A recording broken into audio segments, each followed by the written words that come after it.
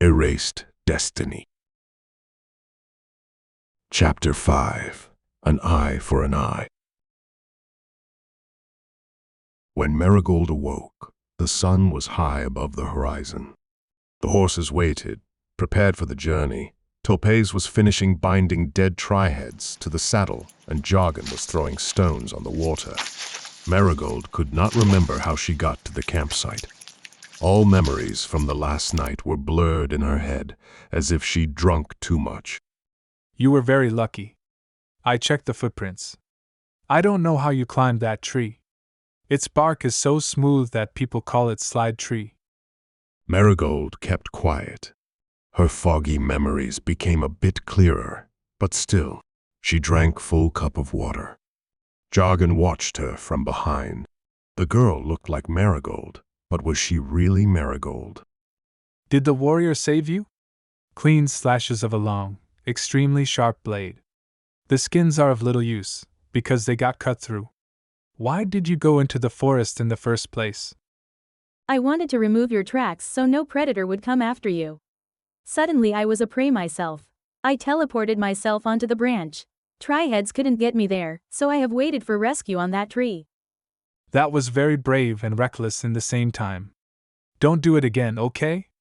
Thank you for your treatment. I feel much better today. We gathered missing ingredients in the morning and I completed my hunt, so we can go home now. Merigold was thankful to Topaz for not prying. She barely remembered her adventures and didn't feel like talking about them. She stood up, but her head spun and she sat down again. Spending the next few hours on horseback did not fill her with joy. She reached for the bread lying nearest to her and began to eat. Do you know any Nathan? Nathan? Sorry, but no. Is he a friend of yours? Sometimes, in my dreams I say that name. I ask him to stay and he disappears. I don't see a face. Only dark hair, navy blue clothes. He is shorter than you, but well built.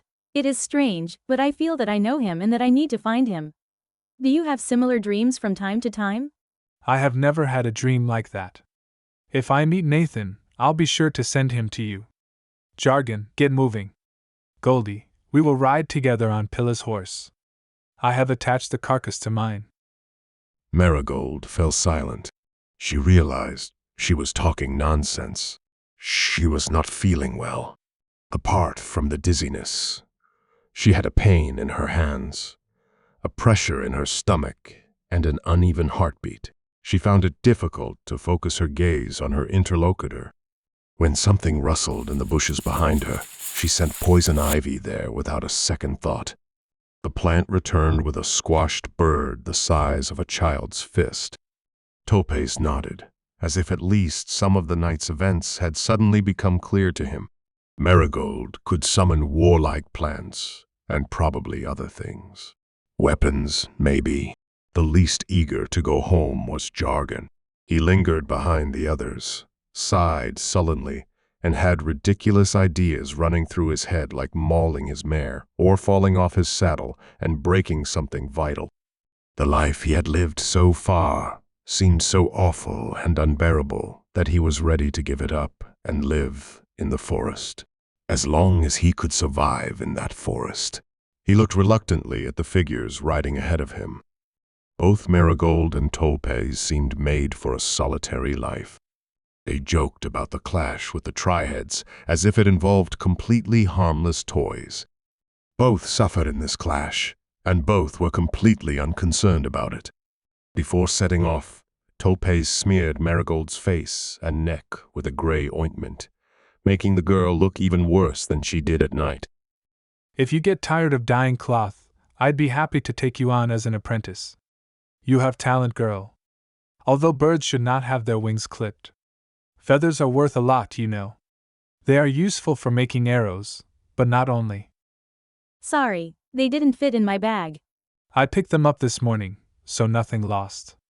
Will you come with me next time? Maybe we could hunt bears.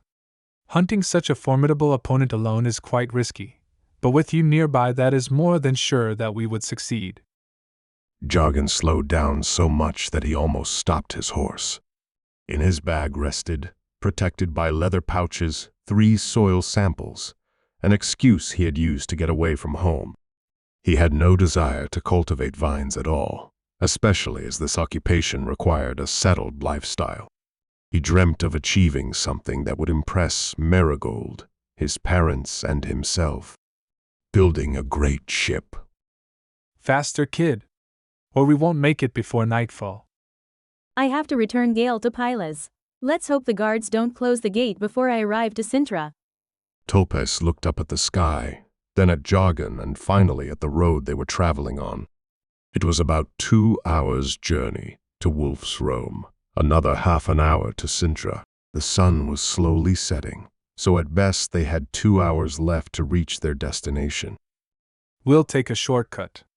Jargon, ride this road all the way straight, and you'll hit home. Can you manage on your own? Of course. I've traveled this road with my parents, so I won't get lost. Don't worry about me. Topes led the horses along the path trodden by the farmers, and Jargon stayed on the road. He was barely 2 hours' ride from home. He trudged along at a steep pace. He counted the trees he passed. He looked out for low-flying birds. He made plans to become independent as soon as possible, to earn money to support himself. Towards evening, Merigold pulled up in front of the house. She just wanted to say hello to her parents and continue on her way, but the house was unexpectedly quiet. There was no sheep bleating from the barn. Rose was not busying herself in the farmyard. Her mother was not shouting. Slightly disturbed by this silence, Merigold opened the door of the house. Inside was a mess. It was as if someone had drunkenly smashed some furniture and hurled others against the walls. Abella was sitting by the cooker. What happened? It's a good thing you weren't here. She turned left to face her daughter, so the latter could see her black eye. The guards came. They found Raglan in our pantry. They beat him up, took all our money, even the sheep. I tried to stop them, so they punched me. Rose was in the field. Nothing happened to her. Guards? From Sintra? But we didn't do anything wrong. Father got into a fight with someone. That someone turned out to be wealthy enough to issue an arrest warrant for Raglan. The guards saw an easy money. Where's father? Did they take him to Sintra? Abella shook her head. She looked around the house, as if she didn't recognize it, as if she had woken up from a dream and seemed to be still dreaming. She paid no attention to her daughter's battered face. Nothing surprised her, except that she was sitting in an empty house. When they hit me, I ran to the neighbors for help. When I returned, the guards were gone. Raglan was lying on the floor, covered in blood. We carried him to the witch doctor. This much I know, his jaw is broken and he cannot speak. He can't drink either, which makes me happy. We are going into debt again. And without the sheep. Everything will be fine, Mum. Don't worry, I found a lot of plants. New shoes can wait. I'll work, you'll sew clothes. Goldie, you are 12 years old. Housekeeping is not your responsibility, but ours. We appreciate your support, however. You are wasting your life. You should be playing, wandering in the woods, hanging out with your friends. I am happy with my life as it is. And you don't like me wandering in the forest. She left the house, mounted her horse, and rode off towards the town. She was putting together various scenarios of revenge for the injustice that had befallen her family. But first, she wanted to return the horse and the ingredients. Once the gates closed, she had all night to locate the wicked guards, retrieve the money and the sheep, and avenge her parents. Although she didn't know how to accomplish anything on that list, she didn't let gloomy thoughts paralyze her. Jargon returned to Wolf's Rome, along with the last rays of the setting sun. To stay out of the house, he busied himself grooming the mare. How was the trip? Cyril was waiting for his son in the stable. He left Joanna in Sintra at one of the women's parties and was happy to return to the countryside himself. He hoped that the expedition would awaken Jargon's call for adventure, or at least remove the expression of discouragement and despondency from his face. Unfortunately, Jargon returned home as gloomy as he left it. Merigold found her herbs, I found soil samples and Tulps hunted birds. The weather was in our favor, no rain or strong wind. Sleeping in the hut was also nice. We split up near the old mill. Merigold headed to Sintra, to make it in time before guards closed the gates, and I preferred to go straight home. Cyril did not comment the fact that, as a young man, Jargon should have accompanied the maiden all the way to the city gates. Jargon cleaned the mare's hooves and did not continue the conversation. He sank into dreams of faraway journeys, sleepovers in the forest, and a life where no one forbade him anything. No one questioned him about anything. No one resented him. It seemed to me that Merigold had a fresh scar on her face. Try had attacked her. It was only after a few minutes of silence that it occurred to Jargon what he had said. Merigold had to pass through Wolves' Roam. Cyril saw her face and became suspicious. Jargon put down Patch's currycomb and yawned widely. I will lie down. I am so tired. It's late already and I got up very early this morning. Well, not only this morning, to be precise. Cyril grabbed him by the arm and stopped him at the stable gate. After such a long ride you should stretch your bones. Did the bag come in handy? Very handy. I used more things than I would have thought. I also helped the other participants of the expedition. With a bowl, for example. Tulps complimented my hut. He fixed it on longer poles and we had cover from the rain. I am very pleased to hear that. The good state of your health makes me happy as well. What happened to Merigold? Cyril waited for him to continue speaking. He knew that if his son said little or nothing, he was hiding something. They walked around the courtyard, as Jargon stubbornly stayed close to the house, waiting for an opportunity to sneak into his bedroom. Eventually, they leaned with their backs against the stable wall, and together admired the clouds rushing across the sky. Tulps didn't keep an eye on her. Did they go somewhere together and leave you alone in the camp? Jargon kept his lips sealed. He hadn't expected such a detailed interview right after his return. He was angry at himself that instead of coming up with a sensible-sounding story to justify Merigold's injuries, he was pondering far-fetched goals. He had not discussed with Topes what to say to his parents. All that was said in the morning was that he had better not brag about his experiences, but no specifics. Have you decided to hunt for triheads together? Say something at last. Being surprised by predators could happen to anyone. They were together. Topes was hunting waterfowl. Merigold was gathering herbs and Jargon was building a shelter. Suddenly, Merigold was attacked. Topes rushed to her rescue and killed the trihead. Jargon stood furthest away, so he was not hurt.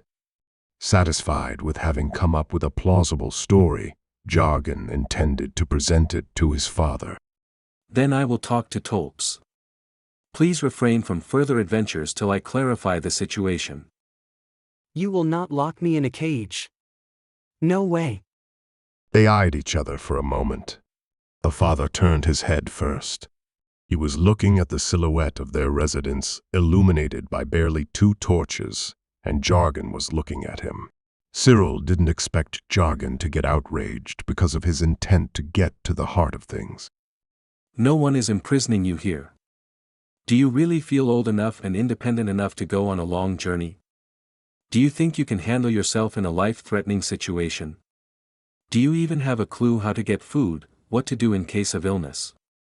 Would you be able to fend off an attack of bandits or predators? Jargon cringed. His father's words made him painfully aware of what he had been thinking about all day.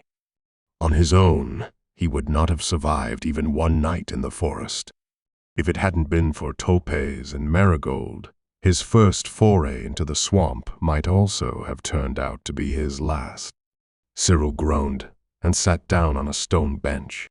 Talking to growing children always terrified him. He preferred to rely on Joanna in these matters. But Jargon was clearly not finding common ground with his mother. Pull yourself together. Say at last, what happened? Or what's bothering you? Whatever I say, you will use it against me. Or against Merigold. I have no one I can talk to honestly. No one but Merigold. And she doesn't have time for me anymore. I feel terribly lonely. The son's rightful resentment hurt Cyril.